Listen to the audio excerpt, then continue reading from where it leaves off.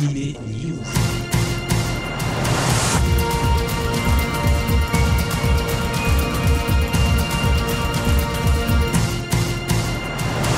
Salut à tous, c'est Alex au micro de Générique Kids. J'espère que vous allez bien. Une nouvelle semaine commence. Il est l'heure d'Anime News, votre chronique hebdomadaire et vos news sur le manga et l'animation japonaise. 228e Anime News avec les éditions Taifu, Ototo, les éditions Glénat Manga, Soleil Manga, Doki Doki.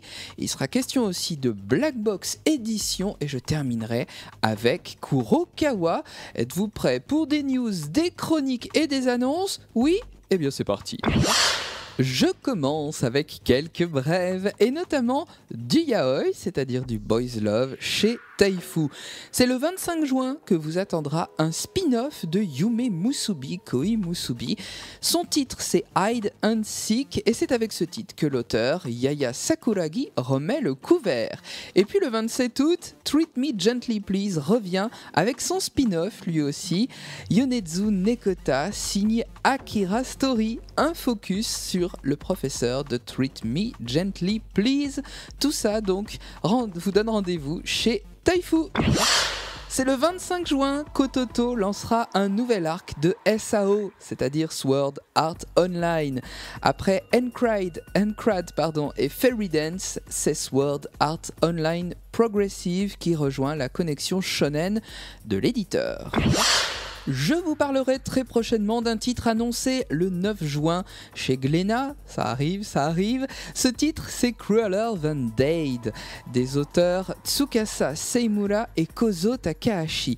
Eh bien, sachez d'ores et déjà que ces auteurs seront justement présents en juillet à la grande messe Japan Expo, la grande messe du manga et de l'animation japonaise. Je vous parlerai donc dans quelques semaines de Crueler Than Dead, un titre attendu aux éditions Glénat Manga. Quelques annonces encore et toujours, cette fois-ci on change de style, c'est chez Soleil Manga. En juin ce sera avec Rental Hearts, une série mélangeant shoujo et action qui se décline en 4 tomes et qui est signée Sawaki Otonaka. Et puis en juillet, toujours chez Soleil Manga, c'est Pray for Love de Keiko Sakano qui compte déjà 5 volumes au Japon et qui narre la romance entre une lycéenne d'1m12 et un dieu égoïste mais tellement séduisant. Et puis sachez que ça c'est d'ores et déjà sorti, c'est sorti la semaine dernière, le 6 mai, c'est un nouveau shoujo qui s'appelle Mariage, mode d'emploi de Mitsuru Fuji, donc aux éditions Soleil Manga, une chronique des déboires amoureux de trentenaires, carrière ou amour, il faut doser. De la science-fiction chez Doki Doki, le 13 mai, avec Orbitaria, tome 1 de Masakazu Ooi, un jeune collégien vivant dans une cité robot et un destin à conquérir pour refuser un avenir imposé. C'est à découvrir avec Orbitaria, tome 1, donc chez Doki Doki, le 13 mai. Avec Black Box, vous avez 3 mois. 3 mois pourquoi, me direz-vous ? Eh bien 3 mois pour Leiji Matsumoto, 3 mois pour Buichi Terasawa. Black Box frappe très fort en lançant 2 financements participatifs pour ces 2 piliers du manga. Black Box lance une collection Cobra et une collection Leiji Matsumoto. La collection Cobra annonce donc une réédition en 12 tomes du manga mythique. Vous avez le choix entre un pack mécène à 230 €, il est limité à 50 personnes.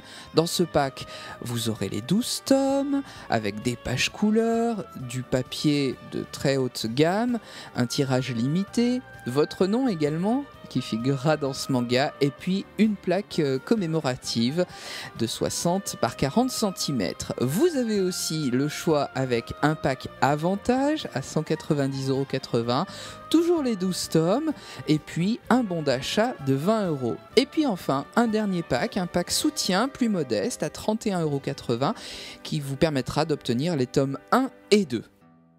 La collection Leiji Matsumoto, quant à elle, se développera sur 3 titres pour commencer: Gun Frontier, Vanguard Ace et l'excellentissime Yamato.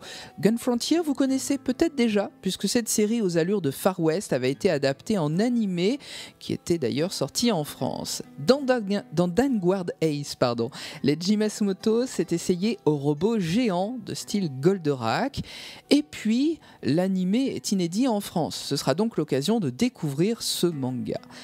Et enfin, Yamato, ce grand cuirassé de l'espace, dont Leiji Matsumoto a adapté la première série de l'animé en manga. Eh bien, Yamato, justement, vous allez pouvoir le découvrir. Ce manga-là est inédit en France. Il date de 1974 au Japon, c'est un vrai trésor. Si la collection fonctionne, Black Box annonce d'ores et déjà que d'autres titres de Leiji Matsumoto pourraient suivre. 2 packs sont proposés donc pour cette collection Matsumoto.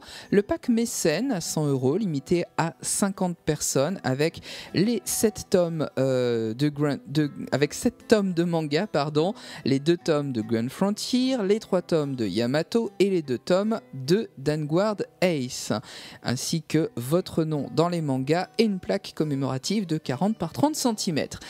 Un second pack, c'est le pack Avantage, à 86,30 € avec toujours les 7 mangas, les 7 tomes, et donc un bon d'achat de 10 €.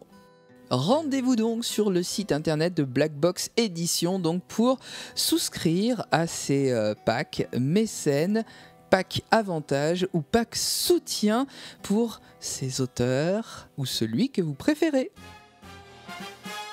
Je vous parlais de l'avenir, voici que vient le présent chez Black Box. Le 11 mai, Goldorak ressort en manga.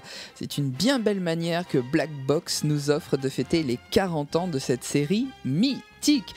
Mais qu'est-ce donc ce Goldorak en manga chez Black Box ? Eh bien c'est un pack qui comporte les 4 volumes du manga de 1977, dont l'auteur est bien Go Nagai, papa également de Kute Hone ou de Mazinger Z et Getter Robo.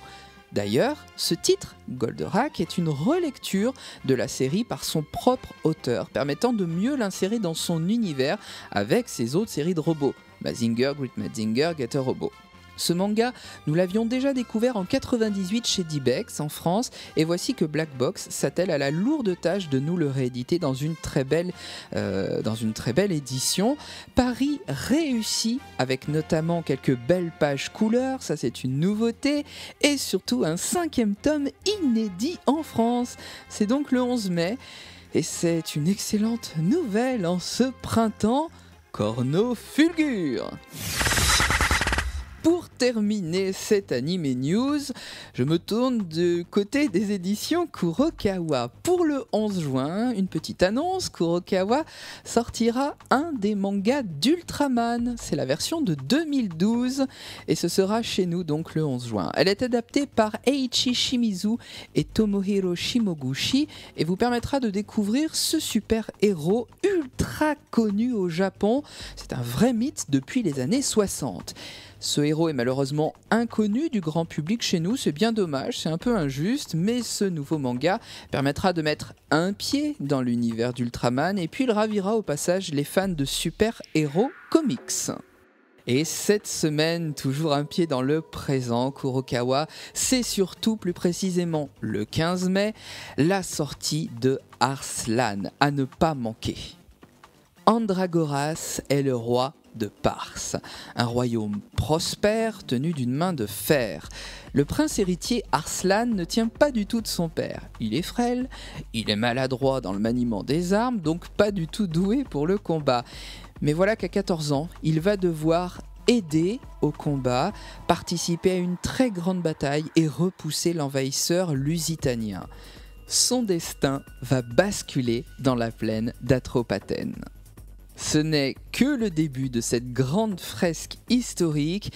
C'est l'auteur du manga de Full Metal Alchemist, la talentueuse Hiromu Arakawa elle-même, qui adapte à nouveau ses romans d'Arslan, initialement écrits par Yoshiki Tanaka. Avec quelques pages couleurs en plus, s'il vous plaît. Une toute nouvelle version donc de cette histoire d'Heroic Fantasy se présente à vous et je vous conseille de la découvrir sans tarder. Des batailles grandioses, un destin hors du commun, de l'héroïsme, de la géopolitique, de la très grande histoire fiction dans une atmosphère antique, voilà ce qui vous attend dans ce manga dont l'adaptation animée est actuellement diffusée sur Wakanim. Vous pouvez la découvrir bien sûr en complément. Hiromu Arakawa s'initie de son trait subtil, une épopée grandiose, brillamment mise en scène. L'histoire vous rend captif de ce manga et les scènes de bataille sont vraiment épiques. The Heroic Legend of Arslan, tome 1, c'est le 15 mai chez Kurokawa. Ce 228e Anime News est à présent terminé, j'en referme la page. Je vous remercie pour votre fidélité, merci de nous avoir suivis.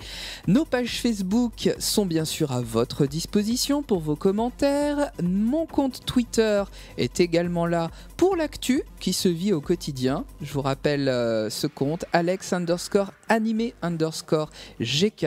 Et puis le replay vidéo chaque semaine, c'est bien sûr sur le site de Generic Kids, mais également sur Dailymotion et YouTube pour les retardataires. Le second rendez-vous animation japonaise et manga sur Generic Kids, c'est le mercredi soir à 21h, ça s'appelle Anime Story.